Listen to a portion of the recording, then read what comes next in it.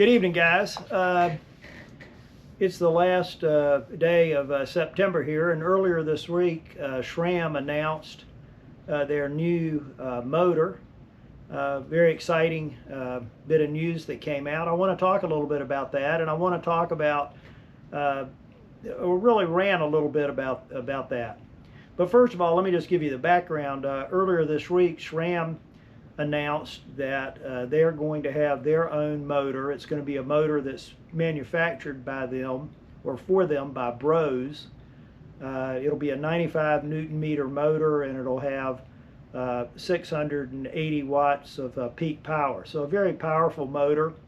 In addition, though, the motor is going to have the ability to connect in and have something called auto shift and coast shift, and also integrate with the AXS technology that they already have for wireless shifting.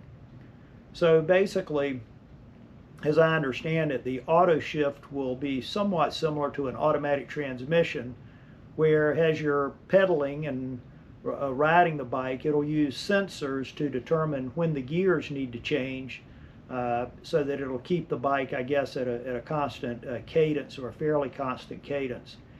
But in addition to auto shifting as you're pedaling, when you coast, the bike will actually use another series of sensors to determine what gear you need to be in once you start pedaling again, and it will automatically change the gear while you're coasting. Earlier this year, a couple of months ago, SRAM introduced their AXS transmission, and the announcement explained that this whole AXS transmission would be integrated into the whole motor project. So it'll give you a combined, overall SRAM experience with all their products and all their technology. So once again, very exciting, very innovative sounding. I'm sure the bikes that are equipped with it, will perform, very, very, very well, and will give some new feels in the e-bike market. However, and this is a big however, I'm concerned that all this technology is not really what the consumers or e-bike consumers want or need at this point in the e-bike experience. And let me back up just a little bit. I have several electric road bikes and several electric mountain bikes, in addition to pedal bikes. I really am a bicycle enthusiast. But I also have several friends who have e-bikes, both road and mountain bikes, and I do some service work on their bikes and do talk to them about their bikes. And I also try to stay current with what's going on in the industry. I read a lot of blogs. I read different social media posts about hot topics, particularly when I'm trying to figure out a problem or something that I have with one of my bikes on what to do about it. So I feel like I'm relatively informed with what's going on.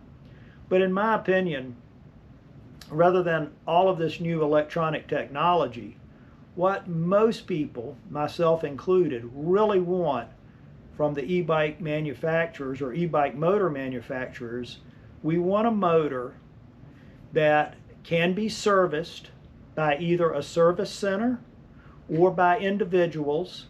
We want a motor that has a full battery of spare parts that can be used to fix the motor when it breaks, and these motors do break, as all these types of things do.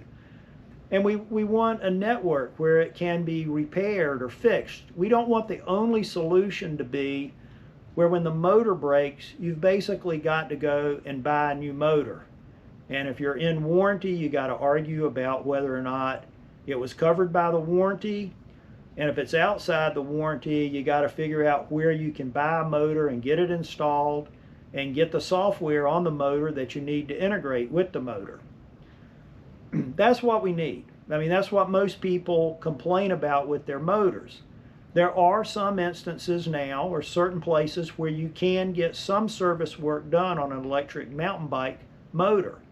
But for the most part, the service work is very limited, and the spare parts which are used to repair motors come from cannibalized motors, motors that have failed, and they're able to take parts off of those motors and put them on other motors to keep them running. To my knowledge, there's almost no or very limited ability to get spare parts. So that's what we really need. We really need access so that motors, electric motors, can be regularly serviced and that they can be fixed when they're broken. Once you get that, once you have that, then introducing all of this technology would make a lot more sense. Now, if you buy the SRAM motor, to my knowledge, there's no commitment to SRAM as to how that motor will be serviced and worked on, if at all.